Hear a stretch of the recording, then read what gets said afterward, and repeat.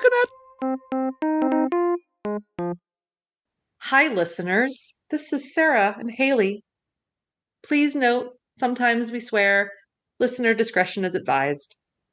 If you're looking for a podcast that is all about Game of Thrones, if you're looking for a podcast that immediately gets right into Trek talk, if you're looking for a podcast that consists of me naming every country in the world, I know you can do it.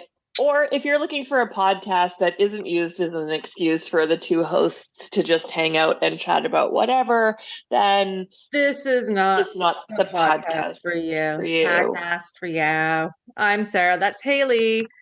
Here we go again. Hit it. Hit it.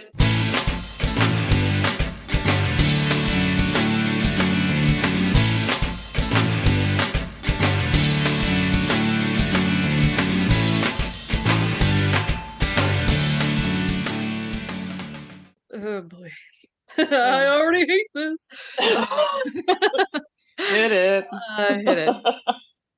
Boom ching. You know what? Is this a podcast that's all about Game of Thrones? Dude, I'm doing a rewatch of Game of Thrones.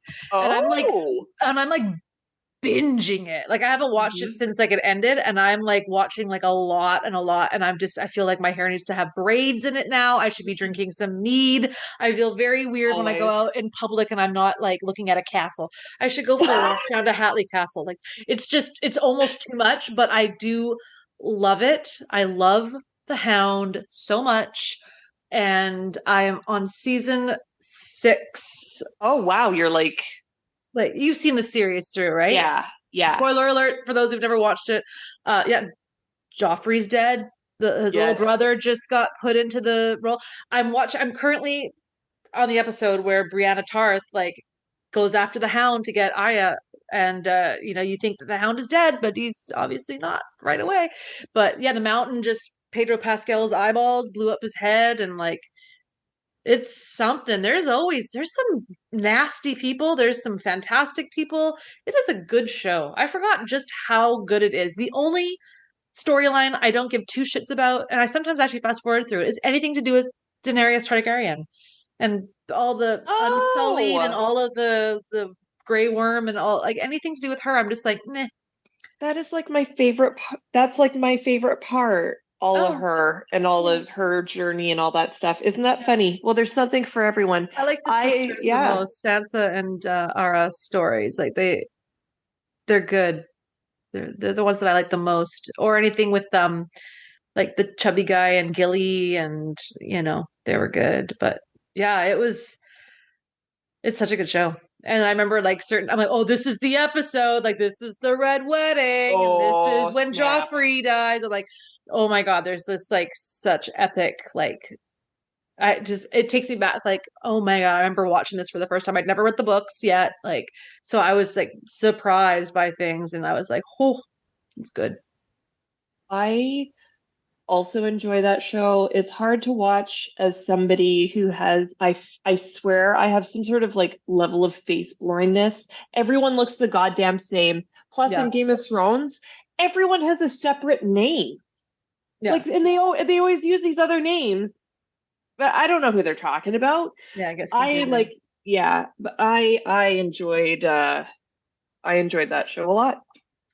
Yeah, it's a gooder. Oh, Stannis. Yeah, and the rest. What else has been going on? Have I been watching anything else? I don't think I've been watching anything else. Well, tonight's the game 7. Go Oilers. I cannot believe they bounced back on that. I was not expecting that. Me neither. I really hope they come in clinch it, but they won't. Or they will. Yeah. I don't know. Yeah. I can't tell the future. But it would be nice. And watch the game tonight. That's the plan. That's so nice. What's going on with you? Well, TV wise, we started watching The Boys. Oh yeah. And so we're on season 2 now, just started, and I'm just like obsessed. I love it. I didn't think I was gonna like it. Like John's seen the whole thing except for the new season that came out that prompted us to start from the beginning. And just like every time he described it, I'm like, that sounds really brutal and terrible, but it's really quick-witted and like quite good. I like it a lot. So we're watching that. Um, and what else are we watching? Well, as I mentioned earlier to the Patreons and to you, or maybe it wasn't to the Patreons, but it was just to you, I stress purchased Harry Potter on PS5 and created my character and has started the game. And I've done it I'm on easy mode, so I've like just made it a fun time for me, right? Like Yes. let's not, yeah. So I'm excited to kind of get into that, and then like I'll have you over and we'll just like make you a character and it'll be so fun and we'll just rip around. I don't know if it's 2 player, I don't think it is, but we'll figure it out. We'll figure it out. Yeah. Love it. Other than that, I guess we both had birthdays, so that's a Yeah. thing. Yeah. Yeah. It I happens. I worked and then we went to 900 degrees for dinner and I got spoiled rotten because Brad is taking me to see the Rolling Stones in Vancouver next week. Oh my God, it's next week too. Yeah, it's like the 5th or something of July. Yeah. So I'm so excited to see them. They were bucket list. We were supposed to go during obviously COVID, canceled the concert. I didn't know if they'd be around long enough I to was do gonna it. say, like, thank God Like, they made it through. yeah, so I'm super stoked. Super sweet of them to do that. I'm really excited. It was a very nice gift. Yeah, so there's that. And then there's the big announcement I said to the patrons about all the people being added to STLV. We got Christopher Lloyd and the entire cast of Strange New Worlds is going to be there, which means I can get Rebecca Romay to sign my crinkled, creased, terrible 8x10 that already has Anson and Ethan. And I'll be Yes, so embarrassed being like, can you sign this garbage piece of paper that I I fucking did crumple it that one day, and yeah. yeah. Ah, But I'm excited nonetheless. Like that'll be really cool to see her and to see Christopher Lloyd for sure. And Carol Kane, who I know you didn't care too much for in season 2 of Strange Worlds, but I love her. She was in The Addams Family with Christopher Lloyd and the TV show Taxi with well, Christopher there Lloyd. you So they go. have. So he probably was like, "Oh, she'll be there. Oh, okay." Twist my rubber arm. Plus, Terry Matalas Totally. rebuilt the original DeLorean and knows him and stuff. So there's all these Is he gonna connections. be there, Terry Matalas. Terry, Yep. at the convention? Yep. Oh man. I feel like suddenly like things have changed for me and I'm like less I mean I'm interested obviously in all of the actors and stuff. They're great. But now like I just have I have so much respect for Terry and I would like to see him speak. Or her. I don't know. Terry Matalas is the Pronouns? guy. I don't know. Yeah. Fuck. Yeah, I can't. Um what else? I spent 25 minutes this morning trying to make a smooth ponytail like the Gen Zs do. I couldn't do it. Um, yep. What else? You went away for your birthday. I did. I went to Telegraph Cove. Here, I'll read my notes. This is a tourist destination. I'll keep reading the notes too. I hope you don't get mad at me, but I went to a high tea without you. And let me just say Ooh. that we got fucking shafted, dude. You and I Should going I to the send an Empress. email? Yeah, I think you Should I should. get us our money back? I think you should actually. Okay. Yeah. Yeah. Anyway, so Telegraph Cove. So this is like a tourist destination. People come from all over the world, but this is up island. However, it is 5.5 hours away drive. So we drove, stayed in a cabin. This specific area has orcas all the time. I wanted to see orcas for my birthday. Did we see whales? Yes. Were they orcas? No. Because all of the families, all the orca families, normally up there were down in Victoria, 5.5 hours away, where we just fucking drove from. It's fine. We also got like attacked by some sort of bugs while we were up there. They weren't bed bugs, but they were something like, I don't know. Still recovering. And then I had a party and you came. It And was so so fun. you had fun. Everyone says that they had fun. So I'm glad everyone had fun. I think I had fun. I felt very like pulled in every direction, but Yeah. I enjoyed meeting. It's the first time in a long time that I've gotten to go out and have a conversation with people I don't know that didn't also include having tennis balls thrown at my face. Like the only people I've met in the last little while have been through pickleball or through tennis, and you're talking and you're yeah. like you're playing a game, like you're not really. So it was nice to like not be dodging balls, and to be dressed nice. And you have lovely friends that I hadn't met. I enjoyed the conversations I had with all of them. They were super cool. And I'm not just saying that because Yeah. sometimes they listen to this podcast. I actually straight up enjoyed talking to Gina and talking to Jerry and talking to everybody. They were great. Yeah. And Yeah. I'm glad to see your place. It was really cute. Yeah, I like it too. It's nice and bright. And the Yeah, it food was was fun. good. Yeah, whole leg of pork, a whole leg of prosciutto, no big Yeah, deal. no big deal. You're probably still eating it. It was a lot of meat. uh, I had a lot of flowers too. Everyone brought flowers. It was like I was living like in a flower shop. Um, yeah, and so then yesterday I went to Butchart Gardens for tea with Cheyenne. Oh, okay. So when I told Cheyenne that you and I were going to tea, she was like, "Oh, can I go?" And I was like, Mm. "Absolutely not." And so she's like, "Well, can we go separately?" And I was like, "Yeah, that's fine." Um, but we went to Butcher Gardens. Dude, this is the tea that we wanted. There's like a single violin playing, uh, or there's like do do do do do do do do do do like those songs. The food was fresh and good. I had a tea with roses in it. And guess what, dude? It was half the cost of one, like it was $50 each. Yeah. You can reserve on open table. There's no dress code. The only downside is you have to pay to get into the gardens, Yeah. which is like not a big deal because we just walked through afterwards and it was really nice. But like compared to the Empress, um, yeah, like one was like a parody of the other, really. So I'm sorry, just Empress. I love Uh, it. Should we talk about this episode? yeah, Let's do it. 100%. Okay. Such a good episode. I loved this. Wait, fan sets? Oh yeah. Let's do it. Oh my, hey listeners, we'd love to stop, drop, and roll so we can tell you all about our amazing sponsors, Fansets. These folks make the best Trek and non-Trek related pins, and we are excited to tell you more. Like, they now have lower decks versions of Lita and Rom from Deep Space Nine. Plus, back in stock are a bunch of the Delta pins from various series and species, including like cool Klingon pins. So come Nice. get there, get some stuff. Use that code Trek Geeks. It's all caps, one word for 10% off your order. And Haley, in true Anchorman fashion, say it. Fan sets. Our pins have character? Damn it, who put a question mark on the teleprompter? Good job. Love it. Okay, so we're talking about episode 5, Picard season 3, right? Yep. Right smack dab in the middle of this tremendous season of television.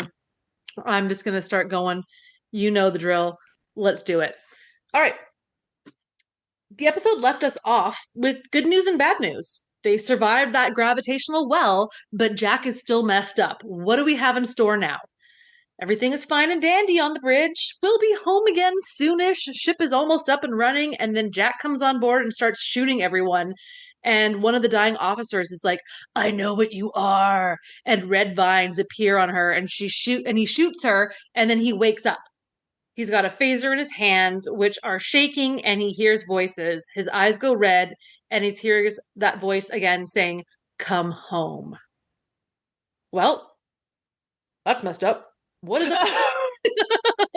Can't these folks get a hot 5 just to like party and celebrate? Oh my God. They cannot. What's up with Jack? What's up with that? Who knew you do Vatic? Screw you. What's up with Ooh, Jack? wee. Um, Knowing what we know because we've seen the whole season, he must feel very confused with these terrible dreams and the red vines. And I'm not talking licorice.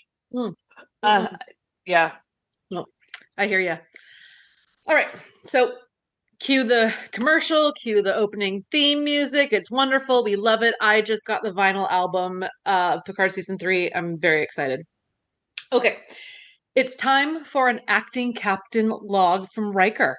We're getting fixed up, no Vatican sight, and now we can focus on other pressing matters.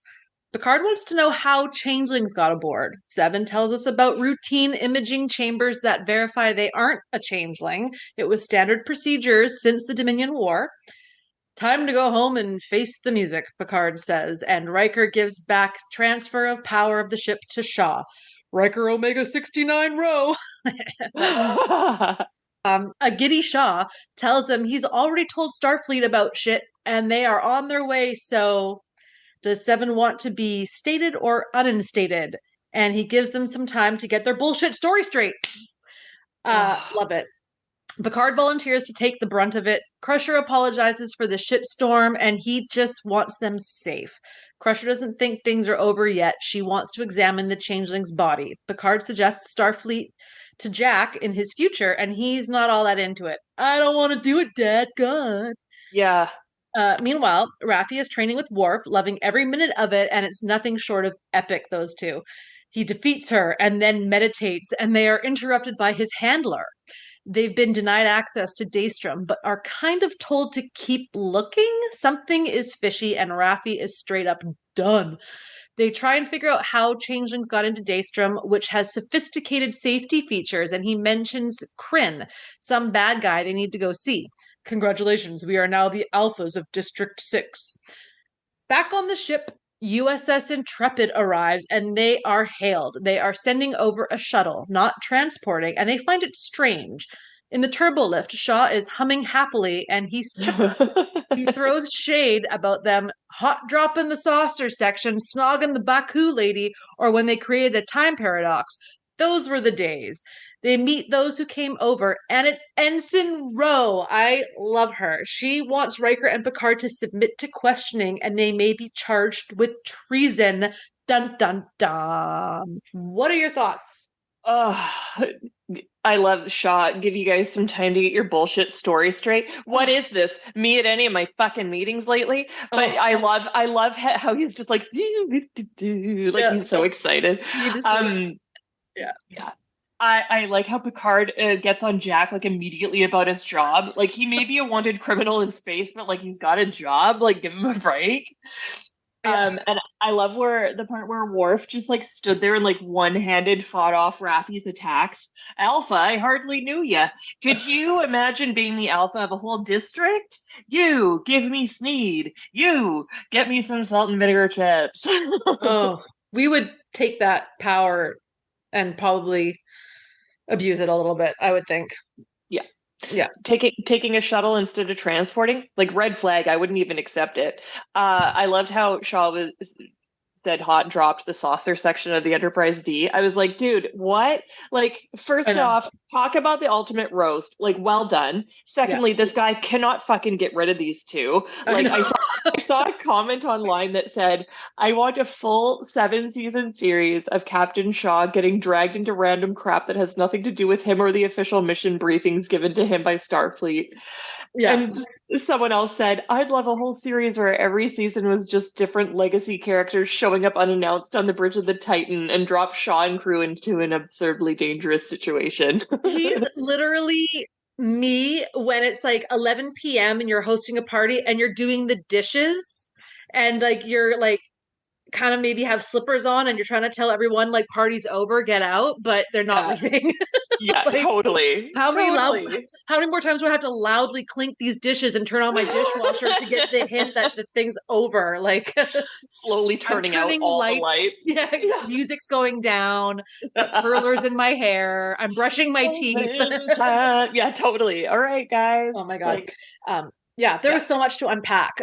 Worf and his meditation stuff is hilarious to me. I thought it was such a fun, just way to grow the character a little bit and give him a bit of depth. And watching him and Raffi together is a thrill. Like they're such a good team. They have great chemistry as people and characters. So stoked to see Ro. I always loved her character. I know you didn't love her a lot, but I was so surprised to see her come back. But I don't like that she seems to be bearing some bad news. And then I agree with you, standing ovation again for Shaw and his retelling of the past missteps by our famous duo. He really did his research on these two. He's definitely a secret fanboy, in my opinion. Never change. Never change. Never change. with Ro, I never really liked her character when I was younger. I always thought that she felt like so harsh. Like she wouldn't even jump on the bed when she turned into a kid. But now that I'm older and all jaded and shit, I actually see myself in her. So like Mhm. props, respect. I feel the same way too about Kira. Oh Because yeah. when I was little, like, oh, Dax and Troy, they're so pretty. Like, and then you just get older and you're just like, fuck, like, I like the bitches who are getting shit done. Like, Yeah, no kidding. I No love, I kidding. love the new modern Seven of Nine and like, yeah. Yeah. All right. The next part. Seven is hiding Jack and makes him change into a uniform. Crusher has more pressure. Join Starfleet. Here, put on the uniform. I know. What about Starfleet? Fucking he's doing okay, except for He's being a fine. wanted criminal. It's fine. Yeah. Crusher is doing a review of the dead changeling, and Sydney barfs upon seeing a dead body that looks like herself. That counts. That's pretty weird. Why hasn't it resorted back to goo upon death, though? That seems weird. No DNA is being represented, but there's blood-like plasma. This changeling could pass the initial blood test, is what they're finding. Ro should be in prison, according to Picard. She was Maquis, sent there by Picard, and he's pissed. He had a bond. He mentioned her, and she broke that, which is what hurts Picard. It's all deep in feelings and shit. She wants to be addressed as commander. She's all business. I think it's super hot. And Riker, he totally had a thing for her at some point. They had to have done it at some point. I'm convinced. She proves to Picard she isn't a changeling by cutting her hand, and he noticed she doesn't have her Bajoran earring on, which is a tense scene. Now Jack is hearing voices again and is zombie walking around, headed to the transporter where his vision intensifies. The transporter dude is like, "What is up with you, man?" And he's like, "Beam me off of here." And he says, "No." And he shoots him. But again, it's a vision. Dude, you Yeah. okay? Like, what the fuck? All right. Raffi and Worf and find Kryn. And it's one of my favorite character actors, Kirk Acevedo from Oz. He was Miguel Alvarez in Oz. He was in The Walking Dead. He's in Invincible. And fun fact, him and his wife follow me on Twitter. No big deal. Mm-mm-mm. Stop. By the Oh, way, he is prepared for them and he is serious. Dr. Crusher realizes the changelings can replicate human organs. They have advanced. It's not a new species, it's evolution. They could be anywhere or anyone, and they'd never know. Ro wants to know about Jack, which is suspicious to Picard. Picard calls her out for not wanting different details and asks about how she got reinstated. She went to jail again and then was rehabilitated and worked her way back up. He tells her they killed the changeling and she wants to see it. She pulls a phaser on him and wants to go to the holodeck. What is up with Ro? Inside the holodeck, he turns off the safety features and she is obviously wanting privacy. Music comes on and he pulls a phaser too. Who are you really? You're compromised. No, you're compromised. No, you. No, you. Picard speaks in Bajoran, and they let out years of pent up anger. You broke my heart, and you broke mine. If you cared, you'd have understood. Oh, it's powerful stuff. Well, that's awkward. We are who we are, obviously. Starfleet is compromised at the highest level. Do you trust me? Is what she's asking. And now we're getting somewhere, people. Finally. Back to Raffi and Worf. Kryn grew up with Sneed. They were brothers on the streets, had a blood oath. This is one badass Vulcan. He wants Worf and Raffi to fight to the death. Sacrifices required again. No, Worf, no! He's talking like he's ready to die and takes one for the team. They start fighting. No one can hold back, and it's brutal. Raffi stabs Worf. I hate this. And she apologizes. And he's like, "Today was a good day to die." No! He calls her a warrior, and it's a worthy death. And he collapses, and my heart stops. And then we're back on the ship. Oh my God. Ro thinks the changelings have infiltrated multiple areas. She trusts no one, not the captain, not the transporters. Then she brings up Frontier Day. The entire fleet is on display. Security is so tight, she can't get info. There have been 12 incidents across multiple ships, and it's all being kept quiet. What does it have to do with Jack? She's been told to retrieve him. He comes up in intelligence chatter. Ro has tried multiple ways to get to important people she trusts, and the gatekeepers block her everywhere. Oh my God, this was a really long piece. Back on the planet, they check Worf to see if he's dead, and Kryn wants him gotten rid of because the smell's making him sick. You work for me now, Starfleet, he announces. She won't allow herself to be owned, and then the lights go out and everyone falls around Kryn. Worf is up and at it, bleeding badly, but he can control his heart rate to look dead, but he needs medical attention. Daystrom is guarded by an AI system, but has illogical flaws. He has a device, Kryn, that will help get through to this device. Lastly, Ro says the staff is minimal. She wants Picard to take the ship and run because so many people have beamed off onto her ship. She cries to Picard, wishing they hadn't lost years, that she wished he had understood, and she orders her folks to leave now without Jack. She secretly hands Picard her Bajoran earring and leaves. Picard tells Shaw they have to run. Starfleet is compromised, and Shaw wants security to take Picard, and he implores to trust him. They have to run. The shuttle leaves with Ro, and as they approach the Intrepid, her security officers flee, leaving her alone on the shuttlecraft. They were changelings. Ro contacts the Titan. Her security's left her. There's a bomb. They can't get a lock on her. Come back to the Titan. We need you closer. I don't have time to disarm it. She moves away from the Titan. Jean-Luc, it's up to you now. Finish what I started. Don't do this! I'm giving you a fighting chance, is what she says. I do see you, he says. Everything. Forgive me. It's only now. And like that, the connection is lost, and she explodes. Intrepid is raising shields. Riker says they're being framed. Changelings are masquerading on the ship as Starfleet.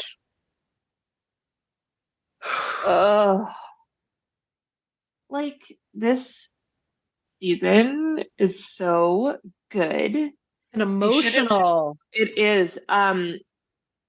Ro really is all business, or was all business, and the scene where like Picard's just like so obviously upset by her actions, and he's like being mean to her, but he was also raising serious questions like, where is your earring? Like, oh yeah, you can bleed. Well, we already know, like from what Beverly showed us, that they can all bleed.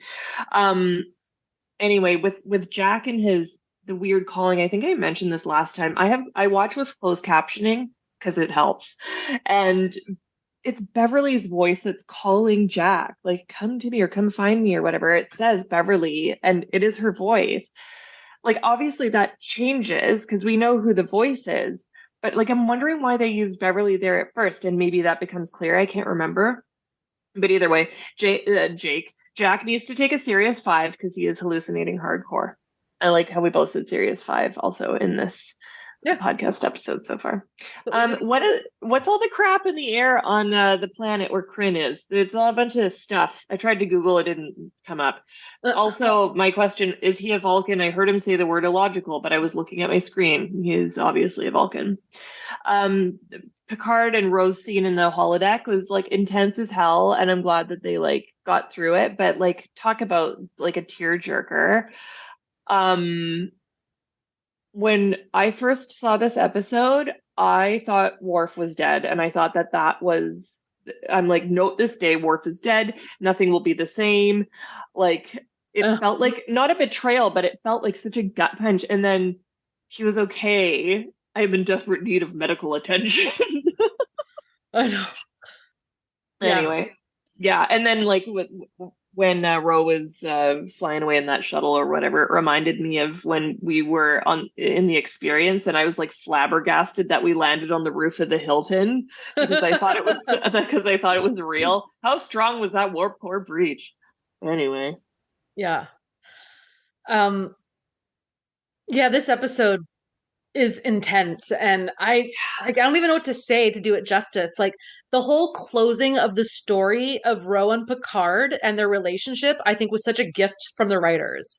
Like, it really pulled at my heartstrings. I did love her character, and this whole season is such a gift from the writers and the creators, because how often is it that there's a show that people love, and then decades later you get questions answered that were left, like all those little strings got tied up. Like, it's no different than looking back, like they're do like a random season of The Office and they close up different issues that happen and everyone's just like reunited. Like, it's just it's just a TV show, but it's so much more because it's something that we both grew up with, and it's just like, Yeah. oh my God, like, and I found that the Ro thing, it wasn't just a flash in the pan, like, oh, it's Ro, oh, she's dead. Like, it was so deep.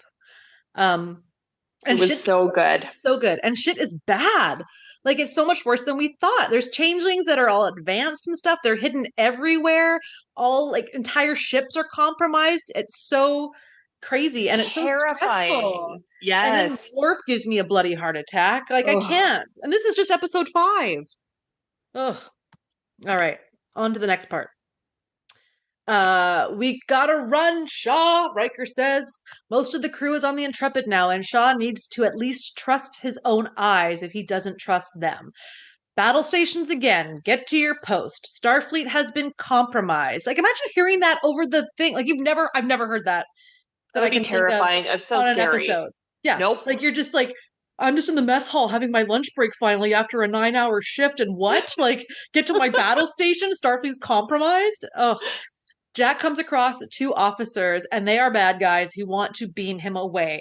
Out of nowhere, he's fighting like pro, and he disarms all 4 of them and kills them without breaking a sweat. The visions are growing stronger. The red door is right there, and he blinks. All is normal, except for the 4 dead bodies are still there. The Intrepid is targeting. The warp core is online, and they get out of there fast. They're coming for us. Who? Everyone, like, I don't even know who's coming after us. Picard sits and Riker comes to him. I'm sorry. Picard reflects on how he didn't realize how much Ro meant to him, and they look at the earring. Riker, the genius he is, opens up the earring. It's a data chip full of all of her investigation. A So smart. transmission is incoming, and it's Worf. How unexpected. And he's like, where's Ro? Didn't see that happening. Didn't see that coming. Meanwhile, in sickbay, Shaw tells Jack, nice shooting, for getting 4 changelings. Crusher talks to her son. She can tell he's not okay, and she needs to know what's going on. How did you know they were changelings? I didn't. I think there's something very wrong with me. The end. Uh, what? What? Yeah. Yeah. When I saw the connection with Worf, Riker, and Picard, I was like, the boys are back in town, boys are back in town. Which also reminded me of an article from Vice where this guy played The Boys Are Back in Town on a jukebox in a bar until he got kicked out. It's a really funny article. I'll send it to you. It's a great song. Yeah, I agree. Yeah, I'm super pumped for that reconnection. I'm glad Jack's finally asking for help. See, it's not that hard. Mm-hmm. This episode, so good. Like, I know, and it's like, and this is where you're really starting to get like the reunions coming. You know what I mean? Like, you've got Crusher's there. She's been hanging out with the boys, and then now there's Worf on screen, and they haven't seen each other, and it's just like, what's coming next, right? Like, it's so good. Can't wait for the next one. I know, so awesome. Mm-hmm. Shall we do some goofs and trivia and all that kind of shit? Yep. Fuck yeah. All right. You start us off. Sure. When Worf looks up the name Kryn, the list of names also contains Morn of Luria and Brunt of Ferenginar. Ferenginar. Yeah. Ferenginar hardly knew. Who were both recurring secondary characters on Star Trek DS9, as well as Thadian O'Connor, who appeared in the Outrageous O'Connor, 1988, Crossroads, 2022, and Masquerade, also 2022. Good Lord. Big time stuff. In the Turbo Lift, Shaw talks to Picard and Riker about events that were in Generations, 94, Yep. the saucers crashing, hot dropping, Insurrection, the Baku Villager, and All Good Things, almost wiping out humanity. So I guess he saw the videos. I guess he saw them. The events discussed by Picard and Riker, Ro's defection from Starfleet, took place during Preemptive Strike, 1994, the second to last episode of The Next Generation. There you go. Kirk Acevedo, who plays Kryn, was a major character in 12 Monkeys, 2015, alongside Aaron Stanford, who played Sneed, and Todd Stashwick, Captain Shaw. When describing his relationship to Sneed, Crid explains that they were brothers coming up together as scavengers. This is a reference to their roles in 12 Monkeys, where prior to the main storyline of the show, the two survived the collapse of civilization as scavengers, relying on each other to the point of considering themselves brothers. Aw, I really want to watch that show, 12 Monkeys, but that's nowhere to be found on any kind of thing. I'd have to buy it on like Apple. Oh, really? Yeah, but I really want to see it because I think even Christopher Lloyd makes a guest starring, and it's like a post-apocalyptic kind of show. And I never saw the movie with Brad Pitt, but I like post-apocalyptic, and I like what Terry Matalas did with this, and obviously I like Kirk Acevedo and Todd Stashwick, so it's like I want to watch the Win, show. win, win, win. Yeah, I know. you should, and you should. I gotta find out how to do it. While in the turbo lift with Riker and Picard, Shaw hums part of the song "Don't You Forget About Me" by Simple Minds. Todd the song? Stashwick. Yeah, Todd. I wasn't sure. Todd Stashwick played a character in 12 Monkeys who became associated with this song, having sung it often. Oh, I love that kind of stuff. Oh, I just think of the Breakfast Club. Me too. When Worf puts his knife across Crin's throat, the Klingon theme from Star Trek The Motion Picture is played. Cool. There was no goofs that I found. But I did have the stuff from Trek Core. Jim Morehouse wrote it, and I have a little bit of ditty about him because I think you even asked last time, like, who is Jim Morehouse? He is the creator of TrekRanks.com and the Trek Ranks podcast. And he can be found living and breathing Trek every day on Twitter as at Enterprise Extra. There you go. So that's a little bit about who this guy is. He always writes really good stuff about episode synopses and then all the little fun facts and stuff that he finds. So some of it might be repetitive, but I'll start us off with Ro Laren's moment of betrayal and preemptive strike is incredibly the final scene of a regular 1 hour episode of TNG's 7 year run and the last event prior to the show's series finale. It's a big moment and it's incredible to see that this story continued here. Yes. Yeah, agree. This is now Michael Dorn's 277th episode as Worf, extending his record appearance tally in Star Trek. As for Worf's body count in Picard Season 3, we have completely lost track after only 5 episodes. There are just too many to count. In staging his death, Worf references having mastered the Kahless technique of regulating his heart rate to nearly imperceptible levels. Prior to his collapse, he utters his most famous quote telling Raffi, "Today was a good day to die. You are a warrior. This is a worthy death." Oh, God, it just like, oh. It was so good. Thank God for all those backup systems that Klingons have. Thank God. In the moment where Crin hands over the tech necessary to break into the Daystrom station, we see a great visual effects shot of the station model and a few shots inside the station for the first time. The station appears to be a blending of design principles found in Jupiter's station and the Midas array. Ooh. I picked up on that too. 100%. Totally. Commander Rose's ship, the USS Intrepid, the first Duderstad class vessel in Trek to date. It's likely named for Dorothy Duder, Dutter, I'm not sure, the Star Trek Enterprise food stylist, who is also the late wife of Star Trek ship designer and visual effects artist Doug Drexler. Oh, that's cool. It's a little homage. Yeah, I like that. Very nice. Nicely done. We get yet another reference to Admiral Janeway in this episode as Ro explains the difficulty reaching Starfleet leadership about the Changeling threat. Also, may I just say, when is Starfleet not compromised at the highest level? Like, it's constantly. Like, anyway. Following the Dominion War, new Starfleet protocols include having every person on a ship pass through an internal imaging chamber before reporting for duty to verify they are not a changeling. Yes, 7 mentions that. That's super interesting and good to know.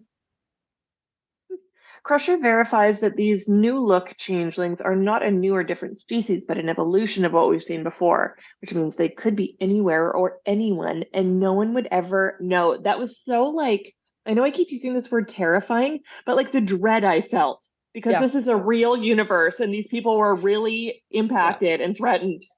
And this too, not only this, but the one before about the internal imaging chamber, like this right here is evidence of good writing, smart writing. They're not just like making up something with no explanation just to fool the watcher. Like, they know Trek fans are smart. They know that we know our stuff, and these writers are fans and they know their stuff. That's why there's so many great like Easter eggs and so many throwbacks. And it's like, thank you for doing such a good job of giving an excuse and a reason. Even Jack's accent. Oh, he went to school in Yes. London and he never that is so appreciated. And I wish more Yeah. shows did that. Like, thank you. Like, it's so Yeah. good. Acknowledge our questions that you know that we have. Yeah, exactly. Um, Kryn wears a large, rather ostentatious version of the IDIC around his neck. That is only logical for a Vulcan crime lord. Noise. It seems that there is always an extra phaser or two under the bar at Guinan's, which Picard puts to good use in his showdown with Ro. Yeah, I thought it was Yeah. good. Ro's journey back to Starfleet was just like her first path back to Starfleet service after the incident on Garen 2, referenced in Ensign Ro. After her defection to the Maquis and preemptive strike, she eventually turned herself into Starfleet, was court-martialed and imprisoned, and then was recruited again by Starfleet intelligence. After an arduous rehabilitation program, she proved herself and worked her way back up again. What a lady. How Great. exhausting. No doubt. No kidding. Respect. The episode is directed by Dan Liu, who has one previous Star Trek directorial credit under his belt, the widely hailed Strange New Worlds episode Memento Mori. Ooh. Writer Cindy Appel now has 5 Picard writing credits to her name, while this is the second script for co-writer Chris Derrick. Well, all of Nicely you done. did amazing work. Like, just, like, it doesn't happen often that a show makes me tear up and Yeah. make facial expressions while I'm watching, where I'm like, or I'm smiling so big, like I'm just like, oh, like I just love it so much, and that's why I had to go ahead and just rewatch. Like, all right, I'm watching episode 6, 7, 8, 9, 10. I can't stop. I have to. It's just so good, and I'll Totally. watch Well, it it feels again. good. It feels good too because it feels familiar, and it's also like you've been saying, the writers and everybody has done such a good job. Like I'm so pleased. Yeah. It's Between this and Strange New Worlds, like I'm just it's so fun to like be so into Star Trek again. Like I never not loved it. I always loved it. But you just Mhm. go through lulls where you're like, okay, I've seen that so many times. I don't need to watch it. Or, oh, I don't really like that show as much. Or I don't really like this character as much. But these two shows, especially this season and Strange New Worlds, have been so much fun to watch.